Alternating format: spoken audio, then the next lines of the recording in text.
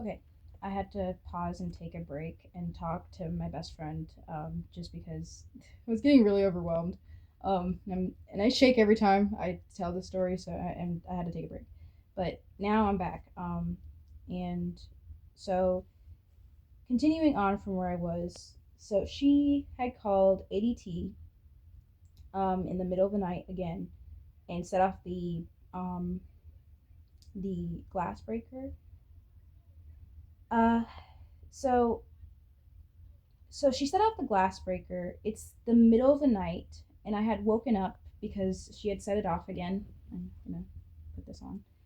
Um, so she's on the phone now with my grandma, someone from ADT, and I'm trying to turn off the alarm. And mind you, the alarm's code, the new code, was on this crazy piece of paper and all of these other papers she had given me earlier to write on. So I'm looking for the code. And so while I'm trying to turn off the alarm and I'm looking for the code because I only wrote it down once on this piece of paper, she says, "You should remember it. You and your grandma said you're fine with this." The alarm's going off. The ADT lady is on the phone. My grandma's on the other side of the phone, and I'm trying to turn off the alarm. And she hangs up with ADT.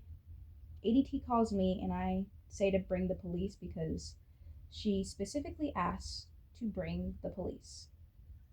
And this is where things get weird because I just said that this was in the middle of the night because that's what I thought it was. Every single time that I remember this, I think it's in the middle of the night, but then for some reason, when I get to this portion, I know that this portion happened like early morning. So I don't even remember the time period that this was all happening in.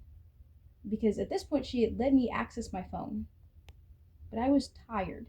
I'm extremely tired. I haven't slept. I have homework to do. I don't even know what time it is. I don't even know my perception of time back then.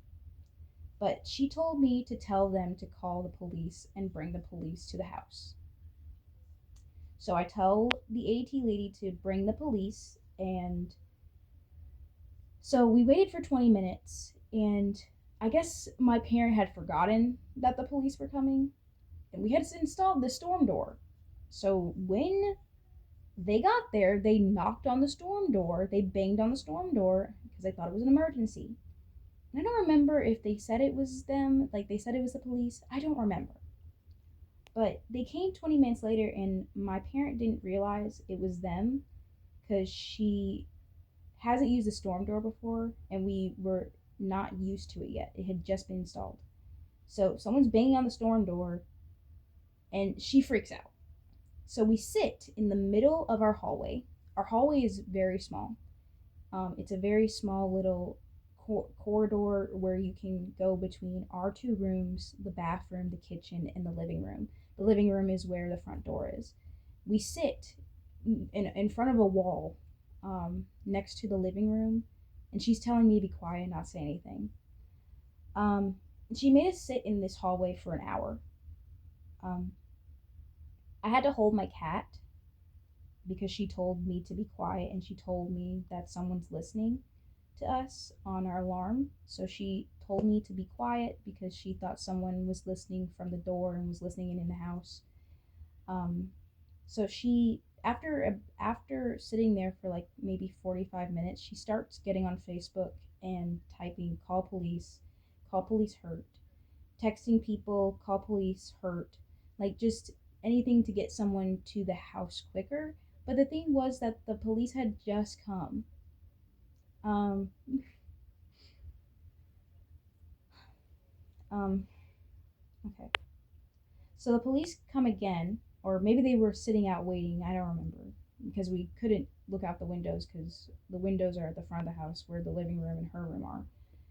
We hear the police say that they're there, and I remember again if they had said that the first time, but they said it this time where she could hear it, and she whispers to me that they're storming the door.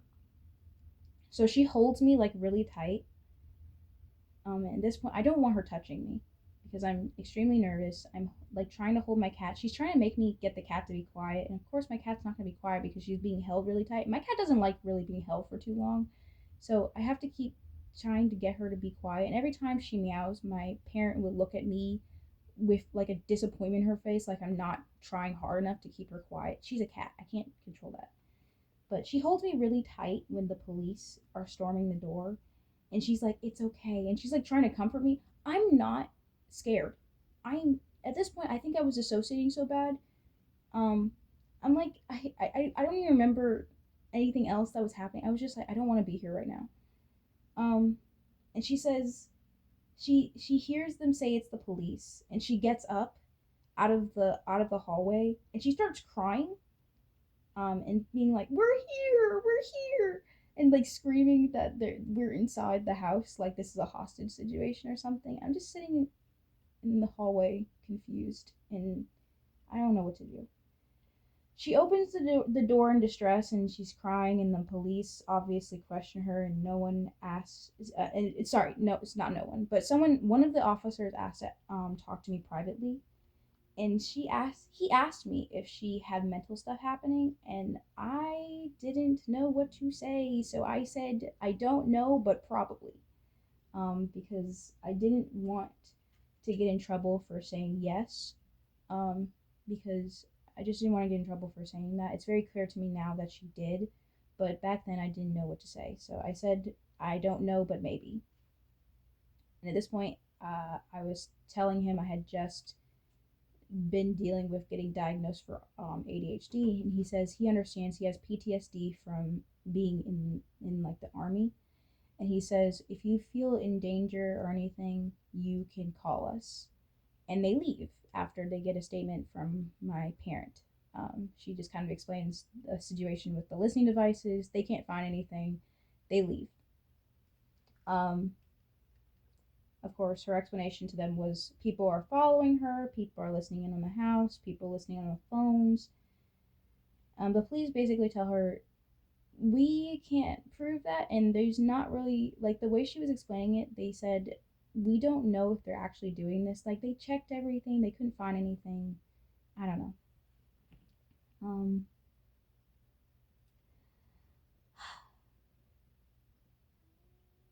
Sorry, to pause. Um, so when they left the house, uh, I had to call like family and neighbors just to tell them we were okay, because she had texted and gone on Facebook and told everybody, police, police, we need help, we're hurt, police, police. So I had to just call everybody, including my grandma, and be like, yeah, we're fine, we're okay. And I basically told like my grandma, and I think her boyfriend at the time, that I didn't know what was going on, and that I was kind of like scared. I didn't know what was happening. I was really confused. I'm tired. I haven't really slept that night, and I'm just kind of confused and scared. Um, and so we just kind of go on with her day. Like I can't even explain. Like we literally, as soon as the police left and I called everybody and told them we were okay, she went to go take a bath. Um, she went to go take a bath, and I was in my room. I again, I had exams, so I was trying to prepare note cards for the exams. I couldn't do that the entire weekend because like I just could not be left alone enough to do it. Um, so I'm talking to my grandma, and I'm telling her we're okay, and that mom was worrying me. And I asked I asked her the night before if she was stressed about the trip she had to go on for her promotion. And I asked her because I said it seems like you are, and she got mad at me, and she said I don't need you to tell me I'm stressed. I'm not. Um, so obviously deflecting. Uh, so after the police left, she calls the bank. Um, because she says that the guy from ADT took $400 and never came back to finish. Even though the alarm was fully set up, he never came back to finish. There had been like a camera that he gave to us that he didn't really set up, but we could have set it up ourselves. But she says, yeah, he took our $400 and he never came back. So it was gonna get refunded to us, and she was upset about that. But the $400 came from that $1,000 she took from me. Um, so she's in the bath and she's talking to a friend on the phone, and she's telling them she thinks someone's listening in on us and asking her friend for advice on what to do with the alarm system, because she's like, well, someone's clearly listening in on our alarm, so she wants to like figure out how to deal with that. So her friend tells her to deactivate it, and she tells me to go deactivate the alarm, and I say okay, because at this point I'm tired of the alarm. I just want this to be done over and done with, so I can go deal with my note cards and try to find something to eat. Um, so I'm getting ready to take down the alarm, and it's 8 a.m. in the morning. I'm really tired. Um, the alarm starts to go off while I'm trying to take it down, and my parent starts panicking, and her friend on the phone is also panicking, and she says, just cut it. And so my parent cuts the wire to the alarm, but it's still going off because it's like a battery censored alarm, but it also can be charged. So she cuts the cord. She doesn't cut a wire inside of it. She cuts the cord off, but it's still going off because it's still supposed to work even if it's cut. So she's freaking out. And then she freaks out so bad that she takes the alarm and she throws it into the bathtub, because she had just gotten out of the bathtub. She didn't she's just like standing outside the bathtub, like literally, and she just throws, like, she gets the alarm from me and she just throws it in the bathtub, like, um so we don't have an alarm now. It's a $400 alarm that she just threw into the bathtub. um so she tells me to call ADT after she throws in the bathtub, and I tell them that the alarm was going off, and the ADT person doesn't know what to do because we can't authenticate um, that we own the alarm, because again, now my parent has taken away my phone again and won't let me use it, and she keeps telling them we can't use our phones, we can't get a code from our phones because our phones are being listened in on, so we can't do anything with our phones. She says they're compromised, is basically what she says. We have a police person come to the house again, I guess, because I don't even remember how this happened, but another policeman came to the house, or two policemen came to the house, but she just told them the exact same thing from earlier about someone listening in. Couldn't do anything more than that, and they left. Um, I think at this point they were just getting kind of like, okay, what the heck is going on? Um, so eventually we're in the car because she basically like rushes us out the door after she gets some clothes on. She rushes us out the door and she gets us in the car, and she says, well, we're leaving the house because clearly she's talking to the ADT person. She says, we're leaving the house because clearly whoever this is doesn't want us here because the alarm is going off, the alarm that I accidentally set off because she told me to unplug it and like turn it off. She's like, we're leaving because whoever is doing this doesn't want us at the house, so maybe when we leave we'll get somewhere. And I'm still on the phone with the ADT person, and I'm kind of just like apologizing because I don't know what else to do, and the ADT person is confused because they don't know what's happening.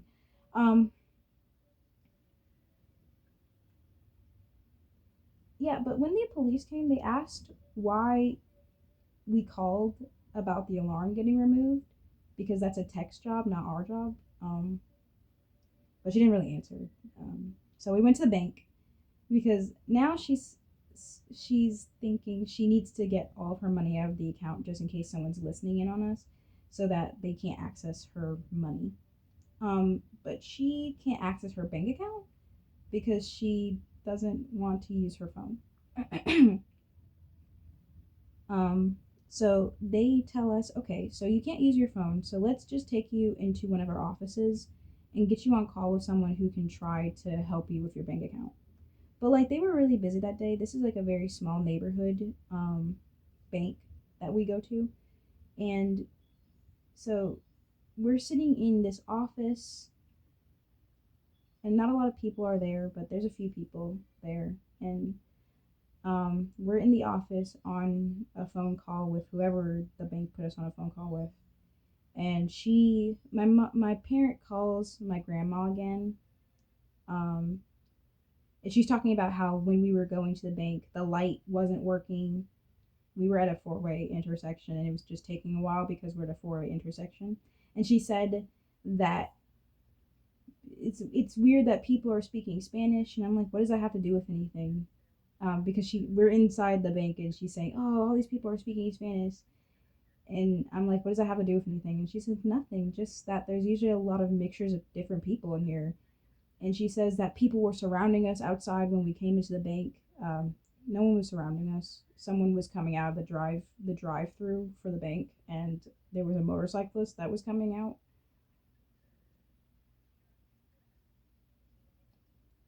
Um,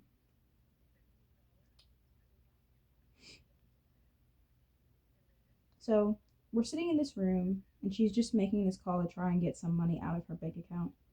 And it took a really long time because they were backed up and they couldn't get someone like in person with us to have, because we hadn't called for to make an appointment or anything. We were just sitting in this room and just like on hold with whoever they had put us on the phone with. Um, so my parent calls another friend who's in law and tells her friend to call the cops. I don't know why. She said to call the cops because they were holding us in the room. And she felt unsafe. Um, so the police came and they're talking to her inside the office, and I get pulled out to talk to some of them. Or well, no, I didn't get pulled out, but I think I went out to talk to two of them. And at this point they recognize her because she's been calling them all night and this morning. And one of them says, "Okay, I'll go talk to her because I know this lady. I've seen her before today." And I'm talking to two of the officers outside the office, and they ask if I need help to call, and they just like try to clarify with me, do I need help? Like, am I in an emergency situation? And I still say no because someone's gonna say, well, you had so many opportunities to say, I did, I know I did. Um, when you're in this kind of situation, you really don't know how to handle it, which is the entire reason that I was in the situation I was the day that I got kicked out, because eventually this kind of behavior leads to someone escalating, and that's what happened because I didn't know how to handle the situation. I didn't handle it well. Um, I had many times to basically tell the police, hey, like I think she's like going through something. Can you help me? And I didn't. So, um, So the police can't really do anything because the bank people say, we don't have an appointment with you. If he doesn't have an appointment, no one can assist you right now because they're booked and they're about to close. It's like the middle of the day and they're closing for lunch, I think. So we can't do anything. Um, so we leave the bank because she's like, well, we'll just leave then. So we leave the bank and she drives us to her friend's house, and she's talking to her friend and her husband about like the phones and the listening devices, and they say, well, why don't you try factory resetting your phone? So she factory resets her phone, um, And then we just have like a normal conversation, then we leave, and then we're in the car, and she's like, she asked if we were okay, and I just say yes because I don't know what else to say. And we're in the car again, and we're driving home, and my grandma's on the phone at some point, and we're all talking, and my grandma kind of recommends counseling because she just kind of did this entire uproar, and we don't understand why. And my grandma recommends counseling, and then my parent gets mad. Um, and she, like, my parent literally tried to get three separate people to come to the bank at some point. Like, she tried to get her boyfriend to come, her friend, and then the police. Um,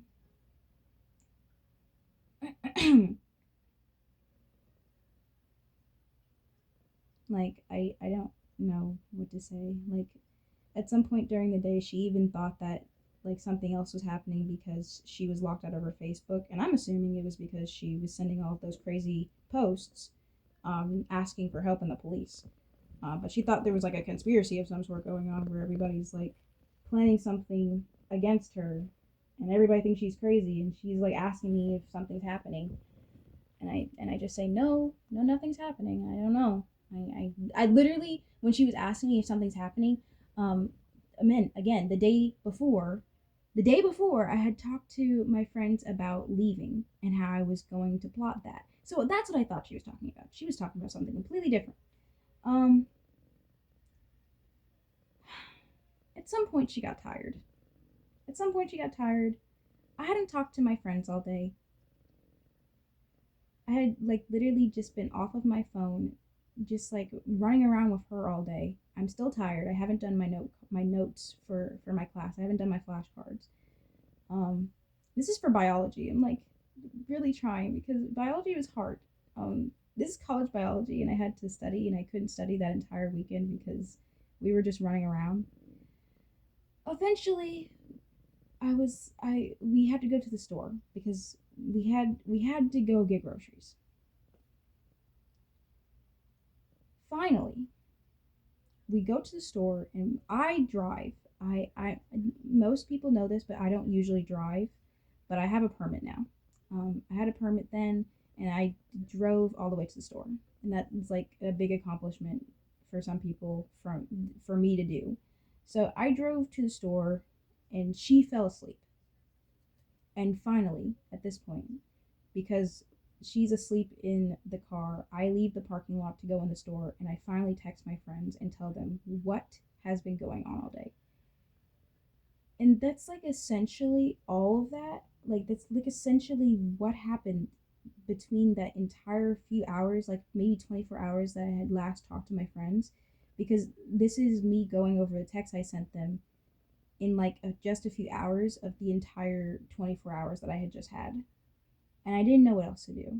Um, I I had to explain all of this to them, and I didn't even know what to do with the information afterwards. Like, it was an insane amount of events in 24 hours, and to this day, it's like it never really got resolved or anything. I didn't get that money back. Um, the police didn't really know about this incident, other than the fact that I got an escort when I went to go get my stuff. And I felt like I was crazy when this happened, and that I couldn't say anything about it. And whenever I tell people about it, I even told my counselor in therapy about it. I just feel insane. I feel like a crazy person because I don't know. What do you get out of the story? What do you like? Would anybody believe that this is real? This is like an insane story to tell somebody. And I don't tell it to like get attention of some sort. It's literally this is how bizarre things can get with a parent like this. Um, because again, my parent was a single parent for a majority of the time that we were in each other's lives. And when you're a single parent with only one kid, especially when you're a mom and a daughter, that can get really emotionally dependent. Um, and your dynamics are really weird. And it just like, it made things very complicated for me. like talking about this specific day is so incredibly nerve wracking because I feel like I sound insane, and telling someone this makes me feel like I'm going insane.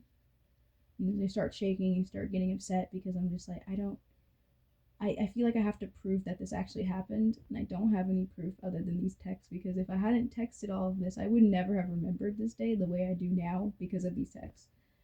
Like, that's all I can do. I can just talk about these and, like, show that if someone's going through shit like this, they're not the only one who went through stuff like this. Like, this is literally the insanity that sometimes your parent just puts you through when you're in a situation like this. And now I'm gonna say it.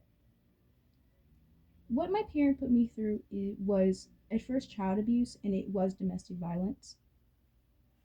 And it took me a really long time to say that because um I didn't know if domestic violence was only just um like to a partner, but it can pertain to just a relationship in the home. And I essentially, if you're going through something like this, it's okay, and you should talk to someone, because I didn't, and this was in February. This particular situation happened in February. I had my situation where my parent put their hands on me, um, and she put her hands on me because it escalated, because I finally was talking back, and she finally had enough of me talking back, basically, and put her hands on me, and it got physical. And then she told me to get out of the house. And I think that in any of the moments like this day, if I had just talked to the police, or if I had just said, I don't feel safe, maybe things would have changed. I sometimes blame myself for not trying to go to live in the dorms sooner than I did. Like, I can't fix any of what happened in the past. I can only be glad that I'm here now, and that I'm able to talk about this in a way where I can just tell people, and hope that if there's someone dealing with something like this, that they understand that they're not alone on that, because that's all I felt when I was going through this. I just felt really alone, and like no one understood my experience, because like a lot of there's a lot of daughters out there who don't have a great relationship with their mom and have estranged from them, but I couldn't find those stories until I left my home. And it's still really hard right now for me to cope with not talking to my parent and being no contact with her. And she still talks about me, obviously, um, but I recently saw that she has called me leaving and my no contact a trend. My trauma isn't a trend. My leaving, and having to make one of the hardest decisions of my life is not a trend. It's not something silly. It's not something fun.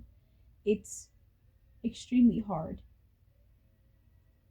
It's an extremely hard situation, and it's something I never wanted to do, and I'm struggling every day almost because I made this decision.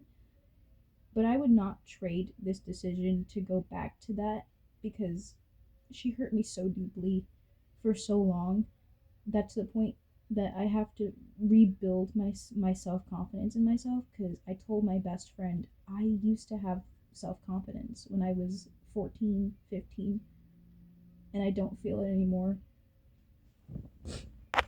And it's really hard for me to remember that person with self-confidence, and I have to really build that back up now because I don't have it anymore.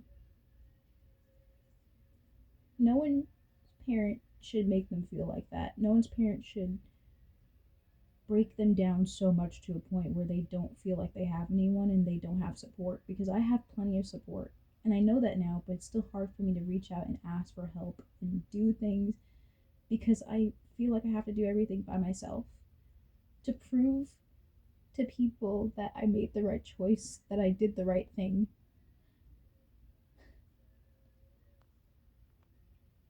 And my parent has apologized in emails and tried to reach out to me, but it's not really an apology where she addresses that she physically tried to harm me. She just says, I'm sorry that I didn't realize that I was hurting you. You knew that you were hurting me. I cried in front of you many times. You knew. I can't convince anybody more than I already have talked about this to believe me and to believe what I've said. So please, if someone's going through this and they tell you they're going through this, or if you're going through this, like, take it seriously. Try to take the actions you need to before it escalates to the point it did for me. Because I'm very lucky that it didn't escalate past what it did, but it shouldn't have gone to a point where it got physical. This is going to be kept in my highlights. This is not normal. And that's all I have to say. Thank you for listening if you did. Have a good day.